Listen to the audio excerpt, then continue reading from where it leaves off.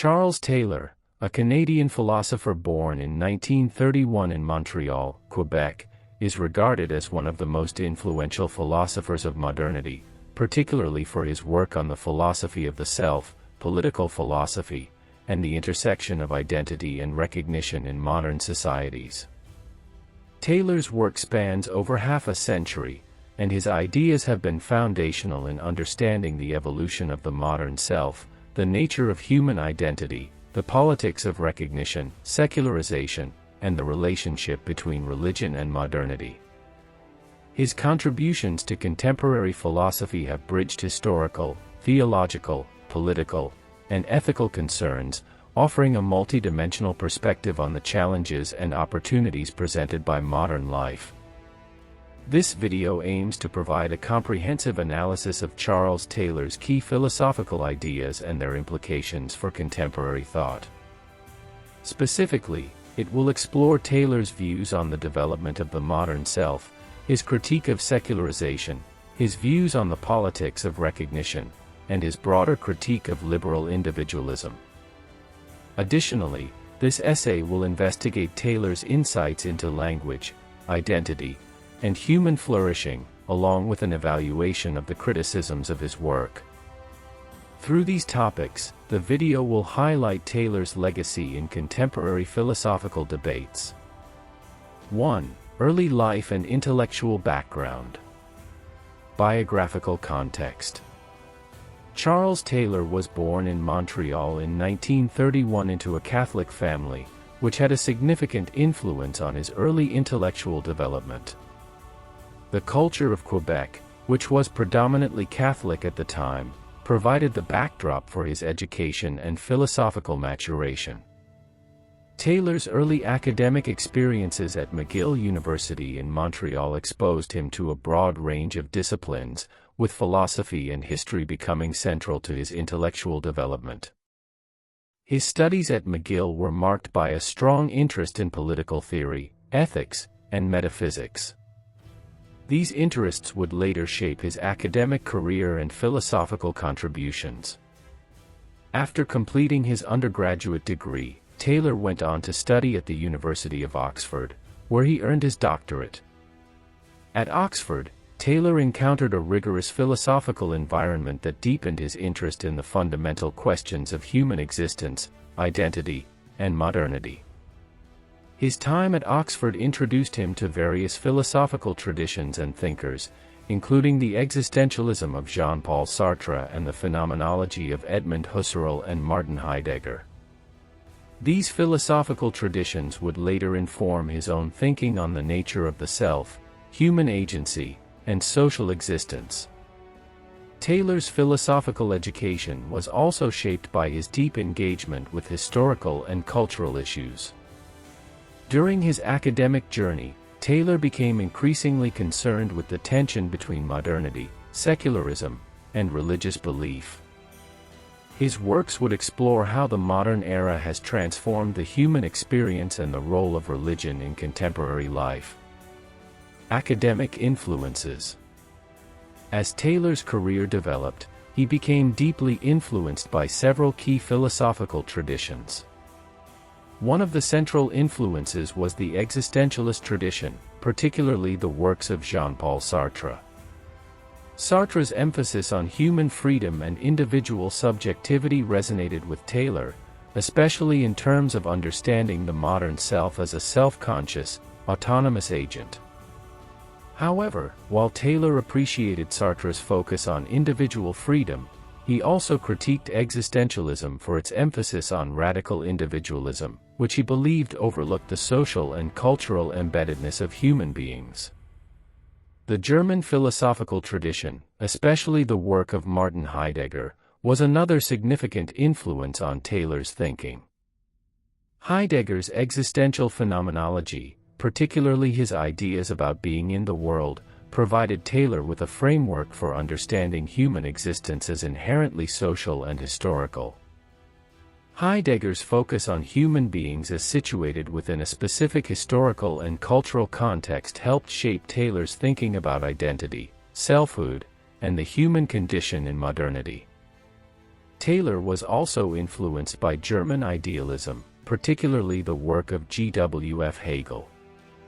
Hegel's conception of self-consciousness as dialectical and relational formed the basis for Taylor's own views on the social and historical formation of the self.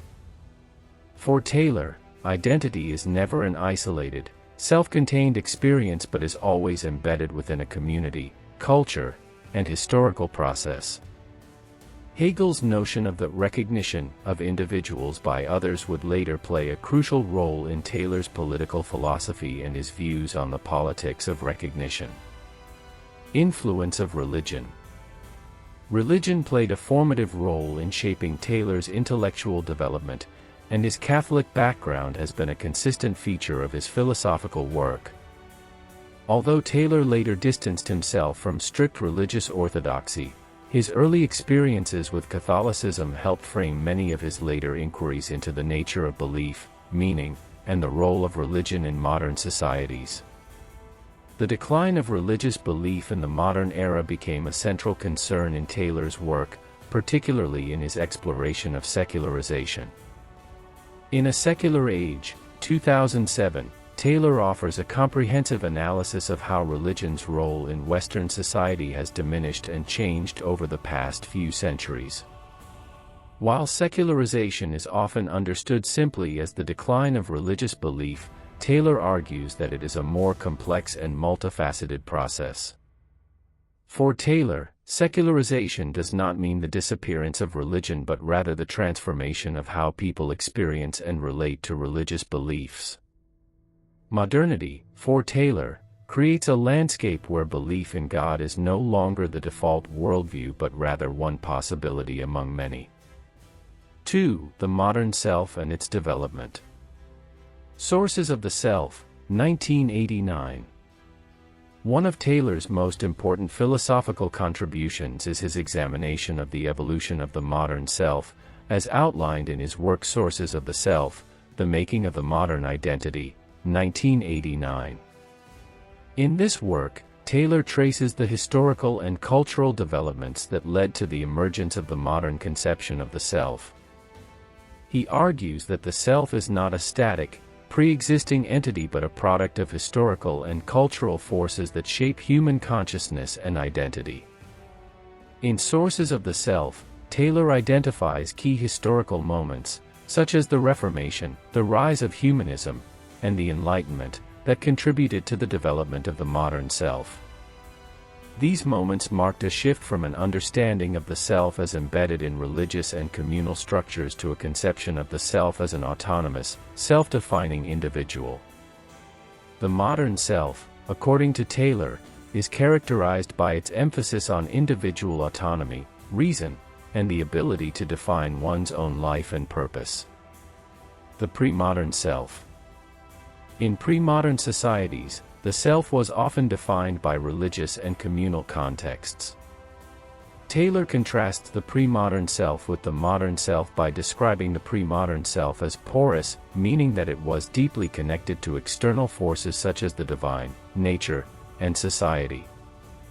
In pre-modern worldviews, human beings were often seen as part of a larger cosmic order, and their sense of identity was linked to their role within this order.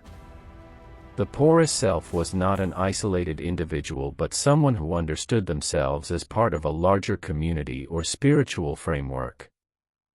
For example, in medieval Christianity, the self was often viewed as a reflection of divine will, and people understood their identity through their relationship with God.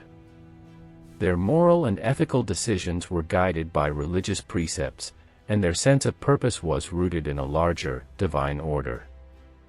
Similarly, in traditional societies, individuals often derived their sense of identity from the roles they played within family structures, local communities, and social hierarchies. The shift in identity. The transformation to the modern self occurred gradually over several centuries, driven by key historical events such as the Protestant Reformation, the rise of scientific rationalism, and the political upheavals of the Enlightenment. These movements led to a shift from the idea of a divinely ordained, communal self to a more individualized and secular understanding of identity. The Protestant Reformation, for example, emphasized the importance of personal faith and individual salvation, which contributed to the idea of the self as an autonomous, self-reliant individual. The Enlightenment further developed this idea by promoting reason, individual rights, and the separation of church and state. Over time, this shift toward autonomy and individuality became more pronounced, especially with the rise of modern science, which presented the world as a rational, objective system that could be understood through human reason alone. As a result, the modern self became increasingly buffered from external spiritual and social influences. Taylor contrasts the buffered self with the porous self, arguing that the modern self tends to view itself as isolated from the forces of nature, society, and the divine. This shift in self-understanding has profound implications for the way modern individuals relate to others, to the world, and to themselves. 3. The role of modernity in shaping the self. What is modernity? Modernity, for Taylor, is a historical and cultural period characterized by significant transformations in the way individuals and societies understand themselves. It is a period marked by the rise of scientific thinking, rationality, and individual autonomy. Modernity is also associated with the decline of traditional religious worldviews and the increasing secularization of society. Taylor's conception of modernity is distinct from the dominant narratives of secularization that claim that modernity leads inevitably to the decline of religion and spirituality. While Taylor acknowledges that religion has lost its dominant role in many Western societies, he argues that secularization is a more complex process than the simple disappearance of belief. In modernity, belief in God and religious practices are no longer taken for granted, but people continue to seek meaning and purpose in other ways. Secular ideologies, philosophies, and even new forms of spirituality have emerged to fill the void left by traditional religious beliefs. Disenchantment of the world. One of the most prominent themes in Taylor's work on modernity is the concept of the disenchantment of the world. In pre-modern societies, the world was imbued with meaning, spiritual significance, and divine order. Nature, human society, and even the individual were seen as part of a larger cosmic or spiritual framework. Taylor describes this pre-modern worldview as a porous self, where individuals were deeply connected to the forces of the world, including divine and social forces. With the advent of modern science and the Enlightenment, the world began to be understood in a more rational, objective way. The scientific revolution and the rise of empirical methods led to the view that nature could be explained in purely materialistic and mechanistic terms. As a result, the spiritual significance of the world began to fade, leading to a process of disenchantment.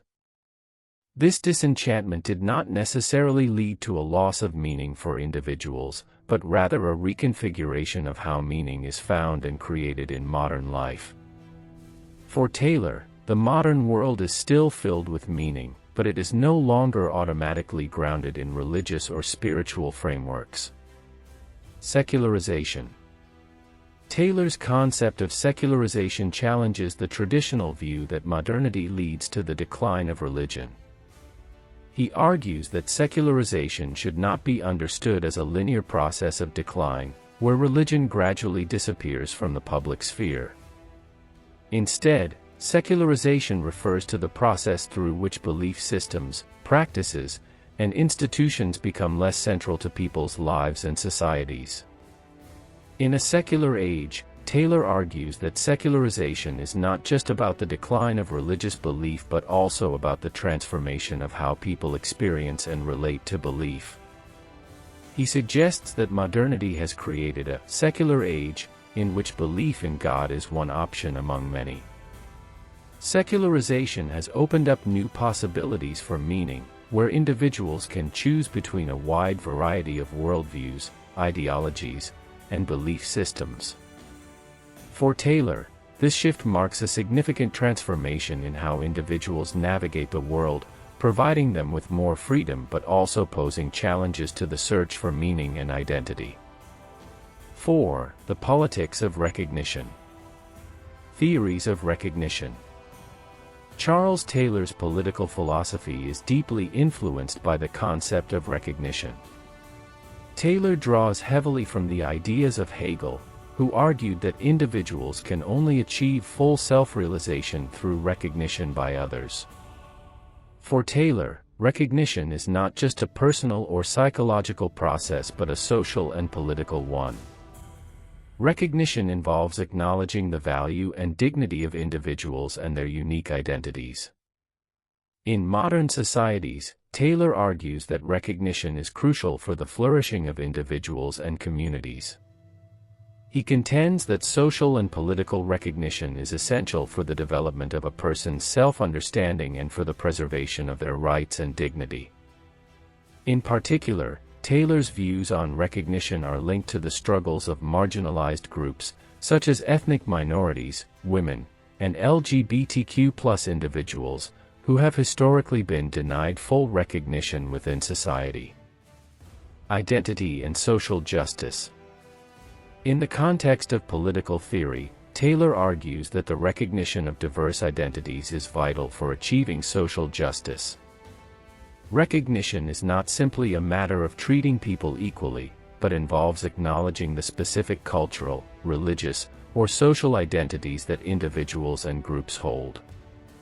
In a multicultural society, Taylor contends that the recognition of difference is a central element of justice. Without recognition, individuals and groups may feel alienated or oppressed, unable to fully express their identities and contribute to society. 5. Critique of liberal individualism. Understanding liberal individualism.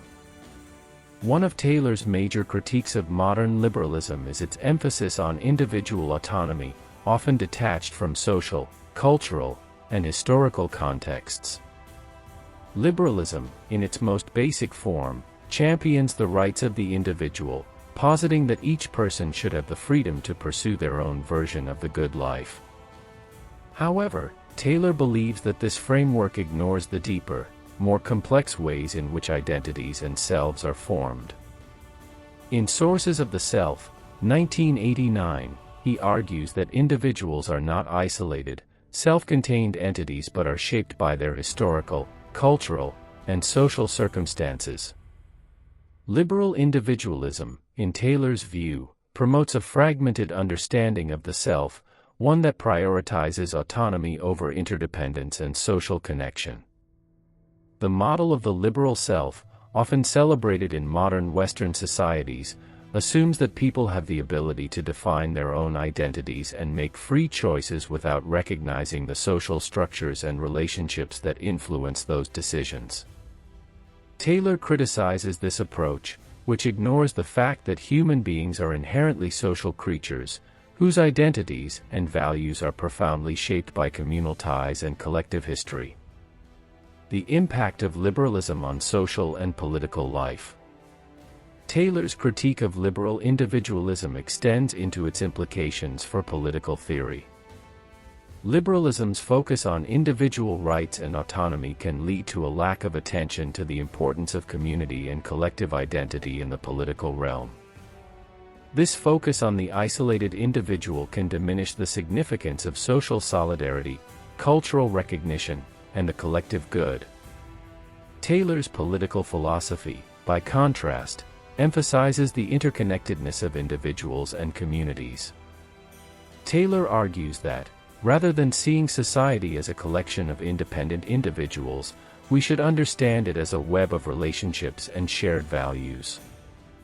He is particularly critical of the way liberalism reduces collective identity and public values to the aggregation of individual preferences, which he believes undermines social cohesion and a shared sense of purpose.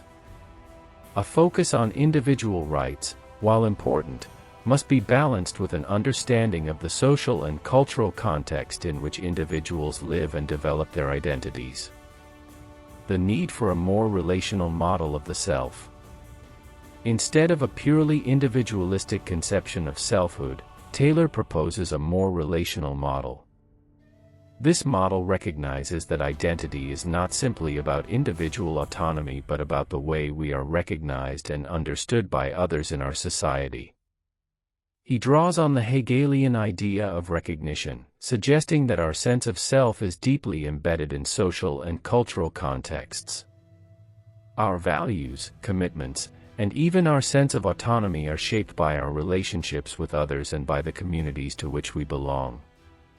This relational approach to identity provides a more robust understanding of human flourishing, as it accounts for both the individual's pursuit of personal goals and the collective need for belonging, recognition, and mutual respect. Taylor suggests that contemporary liberalism needs to incorporate a richer understanding of community and social bonds, in order to address the complex realities of modern life. 6. Language and human identity. The role of language in self-understanding. Language plays a central role in Taylor's conception of the self. He argues that language is not just a tool for communication but a fundamental medium through which we understand ourselves and our place in the world. For Taylor, language shapes how we express our identities and navigate social realities. It provides the framework through which we interpret our experiences, define our values, and relate to others. Taylor's ideas about language are informed by a broader philosophical tradition known as linguistic turn, which emphasizes the centrality of language in shaping human consciousness and social life. Language, in this view, is not merely a passive medium for expressing pre-existing thoughts but is constitutive of thought itself.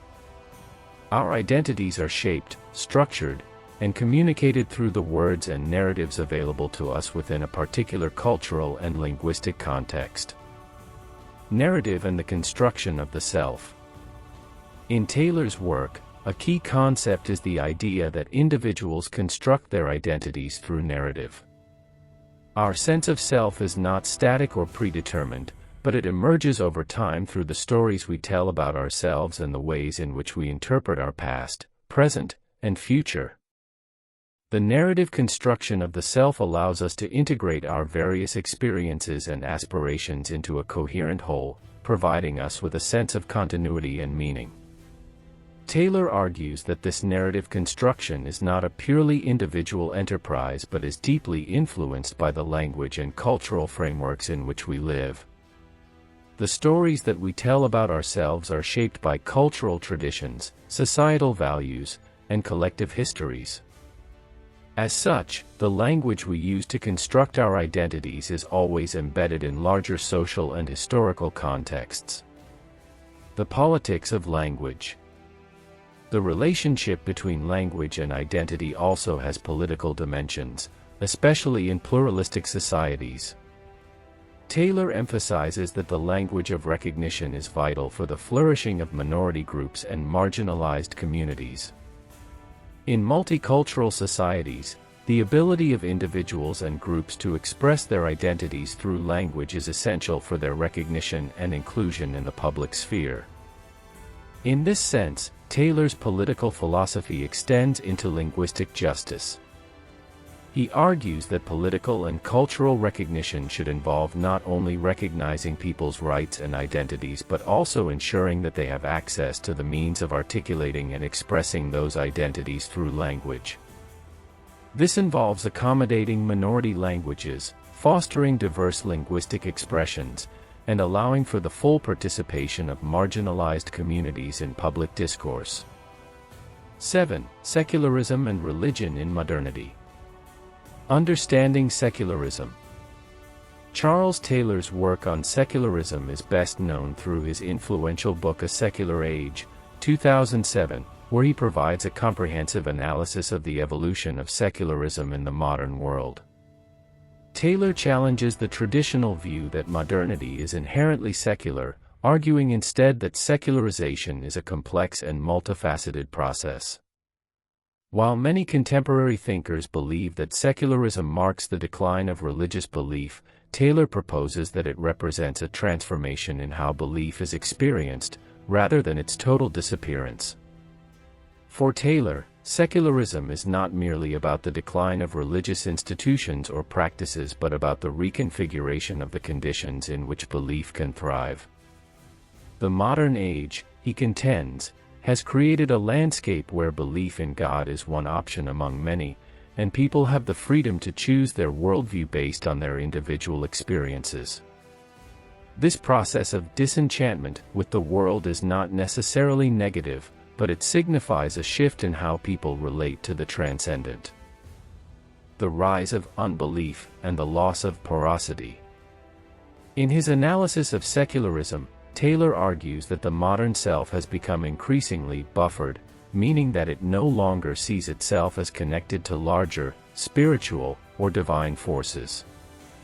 In contrast, pre-modern selves were porous, meaning they were open to influences from the divine, nature, and society. In the modern secular age, individuals have greater control over their beliefs and identities, but this autonomy comes at the cost of a deeper connection to the transcendent. Taylor's understanding of secularism suggests that the rise of unbelief is not simply the result of rationalism replacing religion, but rather a broader cultural shift in how individuals experience meaning and identity.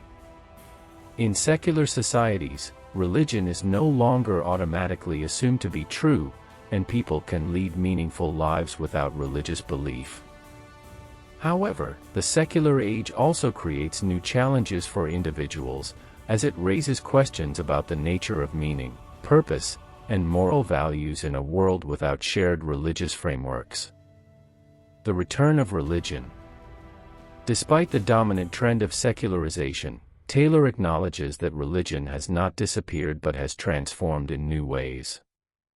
While religious belief may not hold the central place it once did in Western societies, new forms of spirituality, religion, and religious experience have emerged.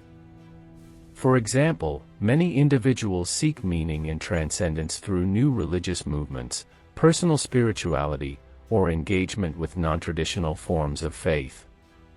Taylor also suggests that the politics of recognition plays a key role in the modern return of religion. In multicultural and pluralistic societies, religious groups are increasingly seeking recognition and accommodation within public life. The resurgence of religion, therefore, is not merely a return to traditional religious forms but is deeply intertwined with the modern politics of cultural recognition and the desire for acknowledgement of religious diversity. 8. Human flourishing in modernity. Concept of flourishing. Human flourishing, for Taylor, is an essential goal in understanding human identity and development.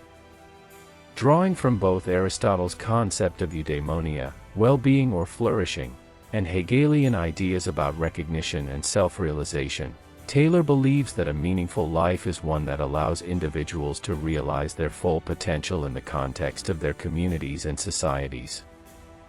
Flourishing is not just about personal success or individual achievement but involves living in a way that is aligned with one's values, recognizing the importance of social bonds, and contributing to the common good.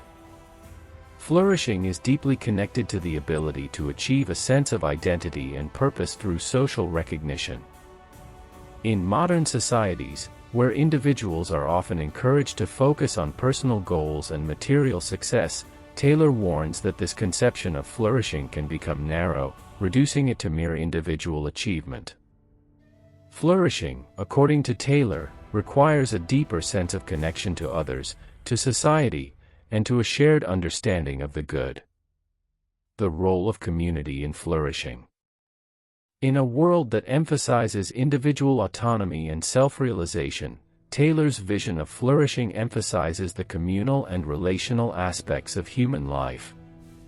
He argues that no individual can truly flourish in isolation. Humans are inherently social beings, and our sense of well-being is deeply tied to our relationships with others.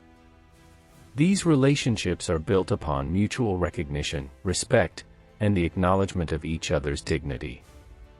Communities play a crucial role in providing individuals with the support, meaning, and opportunities necessary for flourishing. Whether these communities are based on shared cultural, religious, or social values, they provide individuals with a context in which they can develop their identities, pursue meaningful lives, and contribute to the common good. Taylor's model of flourishing is therefore rooted in the idea that human well-being is not a solitary pursuit but one that is deeply interdependent with the lives and well-being of others. Flourishing beyond materialism. One of Taylor's critiques of modern Western societies is the tendency to equate flourishing with material success or economic achievement. While material well-being is important, Taylor argues that true flourishing requires more than just wealth, status, or individual success. It involves engaging with the deeper aspects of life, such as moral values, social relationships, and the search for meaning, that provide individuals with a sense of purpose beyond material wealth. Flourishing, in this sense, is a holistic concept that embraces the physical, emotional, social, and spiritual dimensions of human life. Taylor's philosophy calls for a broader, more integrated understanding of what it means to live well in a modern world, one that values not only personal freedom but also collective responsibility and shared meaning. 9. Conclusion. Legacy and impact of Charles Taylor's work. Charles Taylor's contributions to philosophy have left an indelible mark on contemporary thought. His exploration of the modern self, secularization, the politics of recognition, and the complexities of human flourishing offers valuable insights into the challenges and opportunities faced by individuals in the modern world. Through his critique of liberal individualism, Taylor calls for a more nuanced understanding of autonomy that incorporates the social and historical dimensions of human existence. Taylor's work on secularism, language, and identity continues to shape debates in philosophy, political theory, sociology, and religious studies. His focus on the politics of recognition has influenced contemporary discussions on multiculturalism, justice, and social inclusion, while his emphasis on narrative and identity has helped reshape our understanding of the self in a globalized, pluralistic society. In the face of modernity's challenges, Taylor offers a vision of a more integrated and relational conception of identity, one that acknowledges the importance of both individual autonomy and social connection. By rethinking the nature of the self, the role of religion, and the possibilities for human flourishing, Taylor provides a philosophical framework that continues to inspire thinkers, activists, and policymakers as they navigate the complexities of the contemporary world.